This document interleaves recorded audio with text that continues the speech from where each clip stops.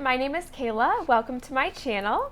In today's video, I'm going to do an overview of the books that I read in July of 2021. Let's go!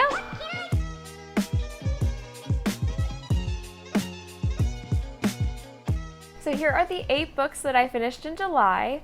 My overview of the books may have some spoilers, so beware if you haven't read them yet. The first book is The Lovely War. So I only purchased this book because I saw it on someone's physical bookshelf on Reddit, and the cover is just beautiful. It caught my eye and I was like, what is this? I need to read this. Although I wish I had loved the book as much as I loved the cover. So the premise of the book I thought was great. I thought it was super alluring. It's like the Greek gods telling a love story of mortals, which I thought was a great idea. Although honestly, like the gods in the story were the worst part. So after reading The Song of Achilles, I was really excited to read something narrated by the Greek gods. Unfortunately though, for me, like this author's writing was not near enough beautiful to kind of give me the feeling that I was looking for, trying to recreate The Song of Achilles for myself. But for me, it wasn't at Madeline Miller's kind of like level of writing. So throughout the story, I didn't feel very invested in the characters. So we were told like 2 separate love stories from 4 different characters' perspectives, and it was just too much. Like, I think she should have stuck to just the one love story instead of the 2. And then I felt like I would have been more invested in the story and I would have actually like cared more. So overall the story was like good. It was okay. I'm glad I finished it. I'm glad I didn't just put it down and not continue to read, because I wanted to know what was going to happen like once I actually started getting into it. But honestly, if I would have like read it before purchasing it, I wouldn't have actually purchased it, even though the cover art is really beautiful. And now it's just kind of sitting on my bookshelf just staring at me. The second book that I read this month was The Tourist Attraction. So this was like a free Amazon Prime reading book. So with the Prime membership, you can have, I think, up to 10 titles checked out at a time. So scrolling through like their kind of options, and this book kind of like just jumped out at me. It's based in Alaska, which I thought was pretty cool. And I was also kind of like looking for something light. So I was like, oh yeah, this looks good. So overall, the book was fine.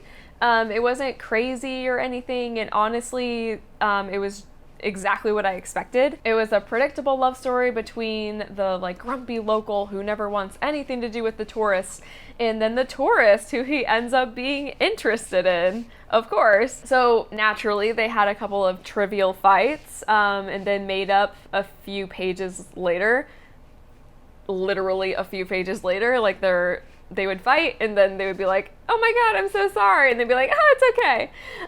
So nothing seemed high stakes at all. And like all of the sex scenes in the books, the 2 that were like alluded to, they were closed doors, so that was boring too. I don't know. The author did write 2 more books based on the series following different characters that you had met that were side characters. I'll probably give those a chance and read them just because I did like the Alaska setting. And there was nothing wrong with the book. Like it was fine. You know, it was good. It was enjoyable. It was light. It was short. So I'll probably keep reading the story and, you know, see what happens to these other characters.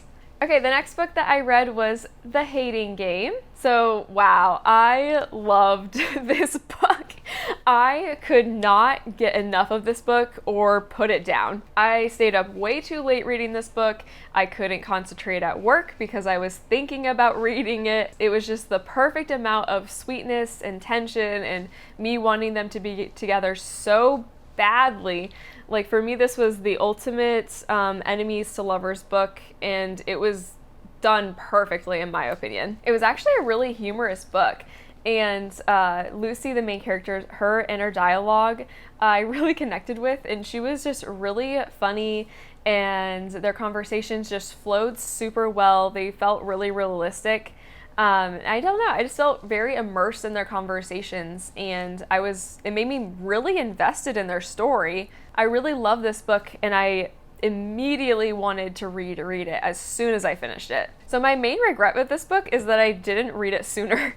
Like, I know that sounds really like cliche, but I actually bought the ebook of it like a couple months ago, and I just kept putting it off because it gets recommended, and it's like, yeah, I'm sure it's fine, like I'm sure it's great, but I really wish that I would have like read it sooner, because I read it and I was like, this actually is really good, and I'm really, really happy that I purchased the ebook, so I don't have to rent it through my library and wait to reread it. So I can just reread it whenever I want, and like, you know, have my favorite sections bookmarked, and I can just go back to them. I definitely think this is going to be like a new comfort read for me. The next book that I read this month was 99% Mine. So after finishing The Hating Game, I was obsessed. And I really wanted more of the author, and I was so stoked to find out that she had more books available. And this one was available through my library ebook right away, so I was super excited. And then what a fucking letdown. I did not like this book at all. I was so disappointed while I was reading it. I don't know if I just had such high hopes after The Hating Game that it just completely ruined this book for me. I saw some reviews saying that this book was definitely a sophomore slump for her after her first one, and I do agree. So the characters were super boring. I didn't care for them at all. The main character was a mess. I don't know, and her love interest in the story was super boring. He had no personality. I don't know, the whole story just fell flat for me. I think the biggest issue and the biggest difference from the Hating Game was just the dialogue. I didn't feel like the characters in this book ever talked. Like, I didn't ever see any connection between them. Like, in The Hating Game, they worked together, so you saw them talking all day long. But with this book, like, I don't know, I just don't really ever felt like they interacted that much. This book came out like, I think 3 years after The Hating Game came out. But for me, it felt like she wrote it like immediately, like a few months worth of writing after The Hating Game.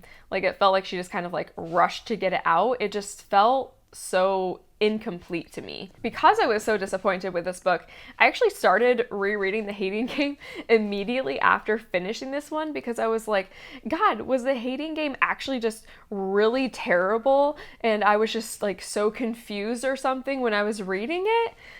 But no, like, I started reading it again, and immediately I loved it even more. So I don't know, I guess just like The Hating Game was great, and then like this one just kind of sucked. So I just feel like I don't know, it's really disappointing for me that this one wasn't as good as The Hating Game. I had such high expectations going into it, and I wanted it to be good so badly, and I don't know, for me it just really fell flat. The next book that I read was The Flatshare. This one I thought was a very nice contemporary romance read. I'm really kind of feeling the contemporary romances this month. Obviously, because this is like the 4th one that I've read so far this month. Clearly, I'm really into them. So this book is about 2 strangers who share a bed in a flat, but they've never met. So they're roommates, and they communicate through a series of like notes and texts, and like over time they meet, and then they of course fall in love. So I actually really enjoyed this book. I liked the communication between the main characters. It was very different and kind of refreshing, and I liked that it had flipped from their different point of views, like, you know, her telling the story and then like him telling the story. It did kind of get me a bit to get in used to like how Leon's sections were written. But you know, the more I read it and the more I got to know his character, it made sense the way it was written. You know, it was kind of calculated, like exactly how his personality is, like kind of very calculated. I did think the book moved along very quickly. It was a short and enjoyable read, and honestly, that's what I love about contemporary romances. Like, I can typically read them within a few days, and they clip along really nicely. The next book that I read was Second First Impressions. So this is Sally Thorne's 3rd book. I wanted to give her another try after reading 99% Mine, just to see if maybe this would be like another hating game for me. And nope. This one was definitely better than 99% Mine. Unfortunately, though, it was still not even close to the hating game.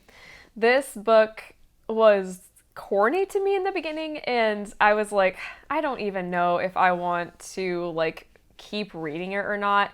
I was a few chapters in and I was just like, I don't know if I want to continue to read this. It's not great, and it's kind of corny, and like I don't want to have like another 99% Mine situation where I finish it, I'm just like super disappointed. But I kept reading it. I was like, well, I'm gonna give it a shot. You know, it might get better. So in it, you have like the loser main character, and then like the love interest who is like cooler than her, but oh, he's misunderstood and blah blah blah. I don't know. It's a trope that gets done like a million times because it's very popular. I don't know. So like I said, like the book was slow to start and corny and a little off, and like I don't know, I just didn't really feel the connection between the two main characters. Through reading it, eventually I did get to the point where I wanted them to be together. I don't know how that happened, but I think it's because I actually saw them spend time together versus like in 99% Mine where I was like, when did you talk? When did you hang out? I don't know. Like, so I saw them like they were kind of friends and they like, you know, spent some time together, but at the same time, even though they did spend more time together, I was irritated because I didn't feel like the development was there enough. Like I didn't feel like the story was long enough at all. Like I definitely wish that the book was longer. I think I wanted to see more of the characters together. And I think that's kind of like my main problem with Sally Thorne is the development of the relationship. It takes a while, and then like once the characters finally kiss, it's like 75% through the book, and then suddenly they're in love. Like they're kind of like talking for a while, and then like something happens, and then they're like, oh my gosh, this is great, this is perfect, we're in love. And I don't know, I just feel like I need more development than that. I need more of like the relationship time in the book versus like, I know she's kind of going for like, oh, this is how like the relationship starts. I don't know, but I just need to like see them in the relationship for a little bit because I just feel like something is missing. So I don't know. It was definitely better than 99% Mine. Like hating game is obviously like way up here for me, you know, and then, you know, second first impressions and then 99% Mine is like, it just didn't vibe with that book at all. So I was happy that this one was better than that one, but it's still like, it just feels like a different author wrote 99% Mine in second first impressions, because the hating game, I don't even know why, like it just felt so much better than both of these ones. The seventh book that I read this month was Harry Potter and the Prisoner of Azkaban. So I've read this book many times before and I really enjoy it, so I'm not really gonna spend that much time on it. It's actually my favorite Harry Potter movie, so I think in my mind, like, it naturally becomes, like, my favorite book in the series as well. I have never listened to Harry Potter on audiobook before, and so I decided to give it a chance, because I really wanted to listen to something on audiobook, but nothing new was really, like, sounded that great to me. So I was like, oh, we'll just kind of go, like, back to an old favorite, but I didn't feel like sitting down and actually reading it. And listening to it, I was blown away when I was listening to it. I feel like actually listening to this book really made the book come alive, and it was just so comforting to listen to while I was doing other things. I really now think that listening to books that you've read before on audiobook is a great way to be able to experience them again. And I'm really looking forward to listening to the rest of the series. The last book that I read this month was The Invisible Life of Addie LaRue. Wow, so I loved this book. So I had thought that the premise of it was interesting, so I was really hoping that the book would be good. And after reading it, it did not disappoint me at all. I thought it was so well executed, and the writing was so beautiful. The writing actually reminded me a bit of Madeline Miller in The Song of Achilles and Circe. It was just so well done. Throughout the book, I loved learning about like the stipulations of Addie's curse and like what she had to go through in the 300 years since the curse was made. And I don't know, I was just so heartbroken for her at times, and I just so felt her loneliness. And then even though he was like the bad guy and the villain, like case in point, this quote telling you about him, and no matter how desperate or dire, never pray to the gods that answer after dark. I could not get enough of Luke. And anytime the darkness would visit her, I was so nervous for her, but I was also so very intrigued. Every time Luke and Addie's like sections would end, I just wanted more of their interactions. I loved them so much, like just the way that they interacted in their conversations and like the way that they talked and everything. I always wanted more of their interactions. Like anytime their section would end and we'd go back to like the present time, it'd be like, oh man, I want to read more of like, you know, how they interacted over the last like 300 years. And then the darkness, like falling in love with her, I did not see that coming at all. And honestly, I was so into it. And as for the Henry character, I was actually telling my husband about the book when I was reading it, and we had both kind of predicted the Henry aspect of the book. I thought that he was a trick from the darkness, and then Drake thought that Henry had also made a deal like with the darkness. So we were both right in that regard. So that was pretty cool to kind of like predict that aspect. I really loved the ending of the book, and I thought it was just perfect. It completely left me reeling, and I thought about the book the whole next day. I was so obsessed, and I reread the ending. This is definitely one of the best books that I have read this year by far. I want to reread it really, really badly. I think it would also be really, really good to listen to on audiobook, just because the storytelling was so good, and just listening to it, I think would really also just kind of immerse you into the story.